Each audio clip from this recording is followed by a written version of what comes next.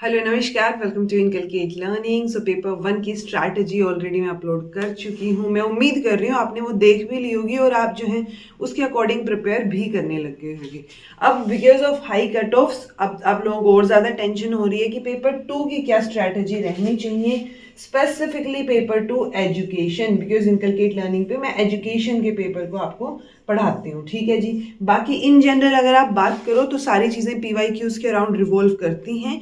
सो अगर कोई और पेपर भी है या आपके फ्रेंड का कोई और पेपर है जिसको टेंशन हो रही है कि कैसे प्रिपेयर करें, तो आप जो है PYQs के अराउंड अपनी स्ट्रैटेजी खुद भी बना सकते हैं। ओके, अभी के लिए हाई कट ऑफ्स के बाद आपकी स्ट्रैटेजी क्या होनी चाहिए दिसंबर 2024 के लिए, और वो भी पेपर एजुकेशन के लिए, ठीक है। इसमें मैं दो कैटेगरीज में डिवाइड कर रही हूँ चीज़ों को। पहला वो जो बच्चे बिल्कुल स्क्रैच से तैयारी कर रहे हैं, ठीक है, जिनको पहली बार वो दिसंबर में एग्जाम देंगे या दूसरी बार देंगे मैक्सिमम, ठीक है, या हो सकता है जून में उन्होंने दिया हो बट कुछ एक दिन पढ़ के दिया हो या मोटे मोटे तौर पे चीज़ों को देख के दिया हो। सो उनके लिए एक स्ट्रैटेजी रहेगी। दूसरा रहेगा जी जिन्होंने कई बार दे लिया बट चीज़ें सॉर्ट आउट नहीं हो रही हैं, कहाँ गड़बड़ हो रही है, या फिर जिन्होंने जून का दिया था 2-4 मार्क्स से रह गया, अब वो क्या कर सकते हैं, ठीक है। तो एक तो ये है कि जो स्क्रैच से कर रहे हैं, और एक स्ट्रैटेजी रहेगी जिन्होंने ऑलरेडी दे रखा है, जिन्होंने नोट्स भी बना रखे हैं, अब उनको क्या और अलग चीज करनी चाहिए। ओके, तो पहले स्क्रैच वालों की बता देती हूं मैं। यानी अगर आप बिल्कुल बेसिक से तैयारी कर रहे हो, बेसिक से, ठीक है, स्क्रैच, SCRATCH। अगर मैं सही हूं तो स्पेलिंग शायद यही होगी, वरना स्पेलिंग आप ठीक कर लीजिएगा। सो इसमें सबसे पहले जो आपको करना है, क्योंकि आपको सिलेबस पता होना चाहिए, तो मेक श्योर आप सिलेबस का प्रिंट आउट निकलवा लें, क्योंकि आप स्क्रैच से तैयारी कर रहे हैं, अभी तक आपने पेपर दिया नहीं है ढंग से, या एक बार दिया है। ओके, तो आप सबसे पहले सिलेबस का प्रिंट निकलवा लीजिए। Print the syllabus. ये इसलिए जरूरी है क्योंकि आपको पता तो हो सिलेबस में है क्या क्या चीजें, या फिर प्रिंट नहीं निकलवा रहे हैं तो उसको याद कर लीजिए। सबसे पहला काम रहेगा सिलेबस को याद रखना, बिकॉज सिलेबस में क्या क्या चीजें हैं, ताकि जब आप PYQs करें या कोई टॉपिक देखें, कोई वीडियो देखें, तो आपको एकदम से क्लिक होना चाहिए कि अरे ये सिलेबस में है, ये नहीं है। ओके, सो वो सिलेबस का पोर्शन जो है बिल्कुल हार्ट एंड सोल होता है, तो आपको रिलीजियसली या तो वो याद होना चाहिए या फिर आपके सामने होना चाहिए, ताकि आप उसको प्रिंट आउट को रोज एक बार देख लें, ठीक है जी। प्रिंट आउट निकलवाने के बाद अब बहुत सारे बच्चों के ये होता है कोई बुक लें या ना लें, ठीक है। देखो, कोई भी एक सिंगल बुक अगर आप मुझसे पूछोगे तो मेरे पास नहीं है, क्योंकि मैंने जितनी भी बुक्स को एनालाइज किया, बिकॉज बुक्स आती हैं कि अच्छा आप प्रमोशन कर दीजिए या एनालाइज कर दीजिए या रिव्यू कर दीजिए। सो उसमें जब आप देखोगे तो आपको कहीं ना कहीं बहुत सारी गड़बड़ मिलती है। तो जो चीज मैं आपको बोलती हूँ कि डिटेल में होनी चाहिए चीजें, अब किसी बुक पे आगे लिखा मिलेगा आपको कि detailed solutions, detailed PYQs, but वो वहां पे हर क्वेश्चन की डिटेल्ड ढंग से एक्सप्लेनेशन नहीं दी होती। तो इसलिए मैं आपको कोई बुक सजेस्ट नहीं करती हूं। अगर आप बुक वाले इंसान हैं तो आप कोई भी एक PYQs की बुक ले सकते हैं, अदरवाइज आपको जरूरत नहीं है। ओके, सेकंड आपको करनी है जी, मैराथन्स उठानी है मेरी। ये मैराथन्स मैंने अभी नहीं करवाई है, पहले करवाई हुई हैं। तो बच्चों के दिमाग में ये आता है कि मैम ये जो मैराथन्स हैं ये अभी के लिए यूजफुल हैं भी या नहीं भी। ये मैराथन्स बेसिक हैं, क्योंकि आपका सिलेबस चेंज नहीं हुआ है। चेंज भी होगा तो वो अपडेट होगा, जब भी सिलेबस अपडेट होगा तो उसमें भी ये मैराथन्स आगे के लिए भी बेसिक रहेंगी। ये मैराथन्स इसलिए हैं कि आपको पूरे सिलेबस का एक बेसिक आइडिया दे पाए। तो ये 10 मैराथन है जी, 10 यूनिट की, ये आपको देखनी है और इनके साथ साथ नोट्स बनाने हैं। अगर आपके पास टाइम है तो आप पहली बार में नोट्स मत बनाइए, क्योंकि पहली बार में आप सिलेबस के अकॉर्डिंग सिर्फ इन मैराथन्स को देखिए, सुनिए, समझने की कोशिश कीजिए। अगर आपके पास टाइम नहीं है तो आप पहली बार में ही नोट्स बना लीजिए। अदरवाइज बेटर ये रहता है कि एक बार सुन लो, ताकि जब आप दोबारा सुनो और नोट्स बनाओ तो आपको आइडिया हो कि क्या चीज बिल्कुल बेसिक है जो आपको आती है, जिसके नोट्स नहीं बनने चाहिए, नोट्स में नहीं डालना है उसको, और क्या चीज आपको समझ नहीं आ रही है जिसके नोट्स बनाने की जरूरत है। तो वो चीज डिफ्रेंशिएट करने के लिए कि आपको क्या समझ आ रहा है क्या नहीं आ रहा है, 2 बार तो देखना पड़ेगा उसको, ठीक है। सो इट्स बेटर, अगर वेल एंड गुड अगर आप 2 बार देख पाते हैं, जिसमें पहली बार में सिर्फ सुनिए ध्यान से, ताकि दूसरी बार में जब आप सुन के नोट्स बनाएं तो आपको ये आइडिया हो जाए कि हाँ ये चीज ठीक है, ये नहीं आती है, इसका नोट्स बना लेते हैं या इसको नोट्स में ऐड ऑन कर लेते हैं। बट नोट्स जरूरी है, चाहे आप पहली बार में बना लो, अगर टाइम नहीं है तो, और आपको लग रहा है बहुत लेंथी है मैराथन्स, क्योंकि ये 10 यूनिट्स जो है वो बिल्कुल बेसिक है और इसमें सारी चीजें, सारा सिलेबस कवर्ड है, with previous year questions covered है। ऑब्वियस सी बात है, प्रीवियस ईयर क्वेश्चन तब तक के हैं जब तक ये मैराथन जिस टाइम पे करवाई थी, उसके बाद की पीवाईक्यूज आपको अलग से करने पड़ेंगे, जो मैंने करवा रखे हैं, जो मैं बताऊंगी आपको। सो नोट्स जरूरी हैं जी, तो चाहे आप पहली बार में बना लो, चाहे आप दूसरी बार में बना लो, it's totally up to you. Marathons के बाद आप शिफ्ट हो जाइए, क्योंकि आप स्क्रैच से तैयारी कर रहे हैं, आपको प्रीवियस ईयर क्वेश्चंस पता होने चाहिए। तो ये पीवाईक्यूज पे शिफ्ट हो जाइए। ओके, पीवाईक्यूज चूंकि यहाँ पे भी बहुत सारे आपको प्रैक्टिस के लिए मिल जाएंगे ड्यूरिंग द मैराथन्स, बट अलग से पूरा का पूरा पेपर जो है वो मैंने करवा रखा है, वो प्लेलिस्ट आपको मिल जाएगी, लिंक भी मैं प्रोवाइड कर दूंगी इसी सीक्वेंस में, कि अच्छा पहले आपको मैराथन्स का लिंक मिल जाए, देन आपको पीवाईक्यूज का लिंक मिल जाए, तो आपको दिक्कत ना हो ढूंढने में। ओके, सो देन आपको करने हैं जी पीवाईक्यूज, प्रीवियस ईयर क्वेश्चंस। अगर आपको लग रहा है कि आपने मान लो मैराथन की और एक क्वेश्चन पेपर करके देखा और आपसे सोल्व नहीं हो रही हैं चीजें, तो भी आपको करने हैं, ठीक है। जरूरी नहीं है एक बार में सोल्व हो। अगर एक बार में देखा है और आपको लग रहा है कि अरे यार ये तो आता ही नहीं, तो उसको भी एक इंफॉर्मेशन की तरह लो, अपने नोट्स को अपडेट कर लो, ठीक है, बीच बीच में पेजेस ऐड कर लो, that will be much better, because PYQs करने पड़ेंगे। पीवाईक्यूज से आपको जरूरी नहीं है एग्जैक्ट सेम क्वेश्चन देखने को मिल जाए, बट पीवाईक्यूज से की वजह से आपके पास इतनी अमाउंट ऑफ इंफॉर्मेशन हो जाएगी कि आपके क्वेश्चन सोल्व होने, जब आप पेपर देंगे या नया क्वेश्चन देखेंगे, तो आपको एलिमिनेशन मैथड से सोल्व होना शुरू होंगे वो। ओके, क्योंकि कई बच्चों को ऐसे होता है कि वो पीवाईक्यूज को बिल्कुल एज इट इज रटने लग जाते हैं कि अच्छा ऐसा सा कुछ क्वेश्चन आया, ऐसे से ऑप्शन आए, तो ये वाला आंसर है।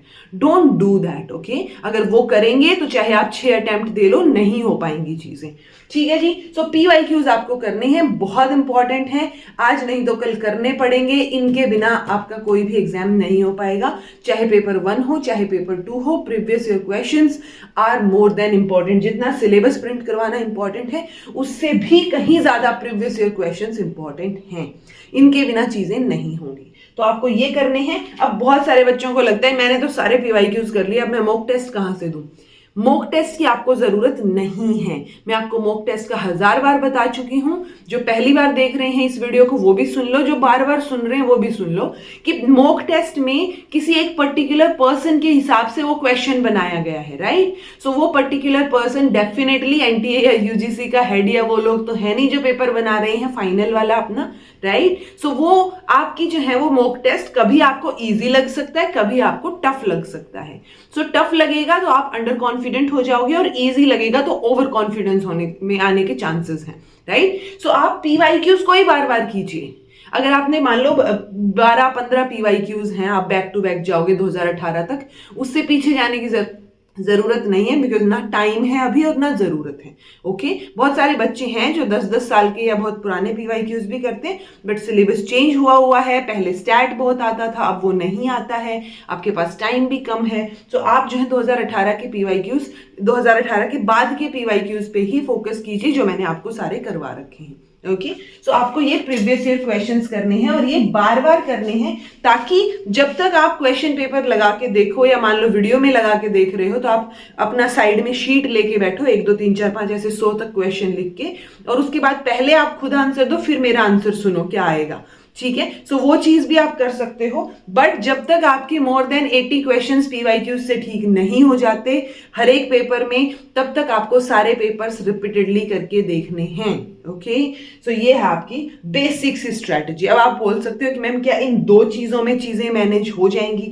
जब आपके पीवाईक्यूज होने लग जाएं, जब सारी चीजें आपको बेटर लगने लग जाएं, और तब तक भी एग्जाम अगर नहीं आया हो या डिले चल रहा हो, then you go for VIP topics. VIP topics बहुत डिटेल में है, कॉन्सेप्चुअल अंडरस्टैंडिंग के लिए हैं। आप बीच बीच में फ्री हैं तो भी आप इनको सुन सकते हैं, ठीक है, क्योंकि आप बेसिक से तैयारी कर रहे हैं, इसलिए मैंने वीआईपी टॉपिक्स लास्ट में डाले हैं, बिकॉज आपको पहले ये चीजें तो आनी जरूरी हैं, ये चीजें तो करनी पड़ेंगी, बेसिक है। उसके बाद अगर आपको टाइम मिल रहा है बीच बीच में, या आपको नोट्स नहीं बनाने हैं, या आपको मजे के लिए सुनना है, सिर्फ कॉन्सेप्चुअल क्लैरिटी चाहिए, देन आप पेपर 2 के वीआईपी टॉपिक्स पे जाइए, वहां पे आप एक एक करके सुनना शुरू कीजिए, तो आपको और बेहतर तरीके से आपके कॉन्सेप्ट्स क्लियर होते हुए दिखाई देंगे और आपको बेटर चीजें नजर आएंगी। ओके, सो अभी के लिए आपको यही करना है। ओके, आपको लग सकता है कि इतने कम में होगा या नहीं होगा, ये बिल्कुल बेसिक है, इतना तो करना ही पड़ेगा। सो पहले ये कर लीजिए, इसके बाद आपको खुद ब खुद कॉन्फिडेंस फील होगा कि आपसे चीजें वर्कआउट हो रही हैं। ओके, सो पीवाईक्यूज को बार बार करना है, मैराथन्स के नोट्स बनाने हैं, और उसके बाद वीआईपी टॉपिक्स पे शिफ्ट हो जाना है। ठीक है, डन।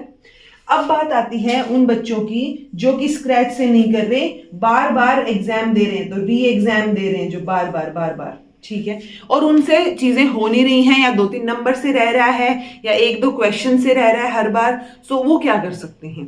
सो देखो, आपको पहले एनालाइज करना पड़ेगा, ठीक है, कोई और आपके लिए एनालिसिस के लिए नहीं आएगा। अब वो एनालाइज चाहे आप इस अटेम्प्ट में कर लो, चाहे 2 अटेम्प्ट और लगा लो, उसमें 1-2 मार्क्स से रहे फिर कर लेना।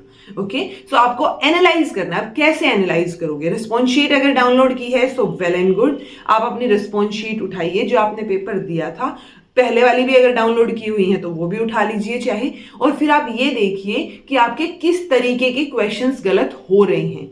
क्या वो सिली मिस्टेक है? अगर है तो उसको हटाइए, ना हो वो, ठीक है, क्योंकि सिली मिस्टेक में क्या हो जाता है कि आपको आती थी चीज, जल्दबाजी में गलत हुआ, कुछ और सोच के गलत हुआ, माइंड कहीं और था, टाइम के प्रेशर में गलत हुआ, किस लिए गलत हुआ, ओके, या आपको फैक्ट याद नहीं था इसलिए गलत हुआ। So those are silly mistakes, ठीक है, तो वो जो बेवकूफियां वाली हरकतें हम करके आए हैं पेपर में, वो आपको एनालाइज करनी है। आप खुद रियलाइज करेंगे कि हर एक बार आपके 5-7 क्वेश्चन या 2-3 क्वेश्चन मिनिमम आपकी सिली मिस्टेक की वजह से गलत हुए हैं। तो मुझे पर्सनली ये लगता है कि जिन बच्चों का 2-3 मार्क्स से रहता है, 2-3 मार्क्स से या 2-3 क्वेश्चन से रहता है, वो अगर सिली मिस्टेक भी सुधार लेना तो उनका हो जाएगा, जो पहले वाली जो स्ट्रैटेजी उन्होंने अपनाई है उसके साथ रिवीजन करते हुए। ओके, सो सबसे पहले आपको एनालाइज करना है। अगर सिली मिस्टेक ज्यादा नहीं हो रही हैं और आपको लग रहा है कि कुछ और गड़बड़ है, तो फिर आप ये देखिए कि आपके कौन सी यूनिट से किस तरीके के क्वेश्चंस गलत हो रहे हैं बैक टू बैक। ओके, आपको एक पैटर्न समझ आएगा जिसकी वजह से गड़बड़ हो रही है, वो पैटर्न आपको ढूंढना है आपके पेपर में। ओके जी, सो वो पैटर्न ढूंढने की कोशिश कीजिए। बहुत सारे बच्चे ऐसे हैं जिन्होंने रिस्पॉन्स शीट भी डाउनलोड नहीं की होगी, क्योंकि वो महान है कि डर लग रहा था, या नहीं चेक करने थे क्वेश्चंस, या डाउनलोड नहीं हुई, whatever the reasons are. तो आप क्या कीजिए, पेपर लीजिए, कोई भी पेपर उठा लीजिए, उस पेपर को एक बार सोल्व करके देखिए, ठीक है, चाहे हार्ड कॉपी में ले लो उस पेपर को, या फिर जो है जो वीडियो मैंने करवा रखी है उसको चला लो साइड में, एंड अगेन वही 1 से 100 तक हेडिंग डाल के क्वेश्चंस की, और साइड में आप लिखते जाओ कि पहले क्वेश्चन का आंसर आपके हिसाब से क्या है। मेरा आंसर सुनने से पहले ऑब्वियसली वीडियो को स्टॉप कर करके, सो उसके बाद एनालाइज करो कि अब कितने, कोई भी पीवाईक्यू अगर आप उठा रहे हो तो कितने क्वेश्चन ठीक हो रहे हैं, ठीक है। सो आपकी, मैं मान के चल रही हूं, अगर आप बार बार नेट दे रहे हैं, बार बार एग्जाम दे रहे हैं, तो नोट्स तो रेडी होंगे कुछ एक लेवल पे। ओके, आप सीधा का सीधा, आपके लिए पहला स्टेप ही प्रीवियस ईयर क्वेश्चंस रहेगा। आप सीधा पीवाईक्यूज पे आ जाइए, ठीक है। अब पीवाईक्यूज के हिसाब से खुद को एनालाइज कीजिए कहां गड़बड़ कर रहे हो, और पीवाईक्यूज के साथ साथ और उस एनालिसिस के साथ साथ VIP topics are must for you, क्योंकि आपको बेसिक्स पता है, चीजें ऑलरेडी पता है, तो वीआईपी टॉपिक्स आपको और बेहतर तरीके से समझ आएंगे और कॉन्सेप्चुअल क्लैरिटी मिलेगी। ओके, सो आपके लिए भी यही इजी सी स्ट्रैटेजी है। पीवाईक्यूज पे फोकस कीजिए, प्रीवियस ईयर क्वेश्चंस कि आप करके देखिए, गड़बड़ फाइंड आउट करने की कोशिश कीजिए, एनालाइज कीजिए अपने पेपर को, और उसके बाद वीआईपी टॉपिक्स या तो बीच बीच में कर लीजिए। अब चूंकि आपने पहले से कुछ एक चीजों के नोट्स बना रखे हैं बेसिक, तो आपको वीआईपी टॉपिक्स से उन नोट्स को अपडेट करना है, बिकॉज जब तक एग्जाम होगा तो काफी टॉपिक्स हो चुके होंगे और आप एकदम से सारी वीडियोस रिवाइज नहीं कर पाएंगे, तो आपको वो नोट्स जो है आपके रिवीजन में हेल्प करेंगे, ठीक है जी। सो यही बेसिक स्ट्रैटेजी है, एनालाइज कीजिए, उस गड़बड़ को फाइंड आउट करने की कोशिश कीजिए। तो मैंने दोनों तरीके के बच्चों के लिए बता दी है, जो री एग्जाम दे रहे हैं, बार बार दे रहे हैं, उनके लिए भी, और जो बेसिक से स्क्रैच से दे रहे हैं, पहली बार या दूसरी बार दे रहे हैं, उनके लिए भी बता दी है। अब सबसे बड़ा क्वेश्चन बच्चों के दिमाग में, स्पेसिफिकली जो बेसिक्स से दे रहे हैं, बिल्कुल नए नए फ्रेश बच्चे हैं, उनको ये लगता है कि मैम क्या इतने से में हो जाएगा? ठीक है, वो बार बार, और मुझे पता है अब मैं इस क्वेश्चन को एड्रेस कर रही हूं, वो फिर भी कमेंट सेक्शन में 2-4 बच्चे पूछ लेंगे क्या इतने से हो जाएगा? सो जी हो जाएगा, आप एक बार करके तो देखिए। बच्चों का हुआ है फिर भी आपको विश्वास नहीं हो रहा है तो आप एक बार पॉडकास्ट सेक्शन में जाके, क्योंकि जैसे वीडियोस, लाइव, शॉर्ट्स ऐसे है ना, तो वहां पॉडकास्ट मिलेगा, वहां पे बच्चों के इंटरव्यूज देख लीजिए, पिछली बार के, इस बार के। सो आपको आइडिया हो जाएगा ओके कि चीजें वर्कआउट करती हैं या नहीं करती हैं। ये सारी चीजें फ्री में अवेलेबल हैं, डिस्क्रिप्शन बॉक्स में मैं लिंक प्रोवाइड कर दूंगी, आप सारी चीजें चेक कर लीजिएगा। इतना टाइम शायद ना लगे आपको कि आप जो है स्पेशल जो अलग से हर एक टॉपिक की वीडियो करवा रखी है, डिटेल्ड वीडियो, उन पे जाएं। बट जहां पे आपको कोई क्वेश्चन सॉल्व नहीं हो रहा है, जहां पे आपको ज्यादा गड़बड़ आ रही है कॉन्सेप्ट में, तो आप उस कॉन्सेप्ट की डिटेल्ड वीडियो चेक कर लीजिएगा जो सिंगल प्लेलिस्ट में आपको मिल जाएगी। ओके, ये जितने भी प्लेलिस्ट में बोल रही हूँ, डिस्क्रिप्शन बॉक्स चेक कर लीजिएगा ओपन करके, वहां पे आपको चीजें मिल जाएंगी। और लिंक भी जो है आई बटन में या फ्रॉम इनकलकेट लर्निंग में कहीं ना कहीं आपको लिंक्स भी मिल जाएंगे। ओके, और इतने से में होगा, चीजें होंगी, बस आपको करना क्या है, जितनी चीजें बताई हैं उनको रिपीटेडली करना है। ओके, एक बुक 1000 बार पढ़ो और 1000 बुक एक बार पढ़ो, वो डिफरेंस क्रिएट करती हैं।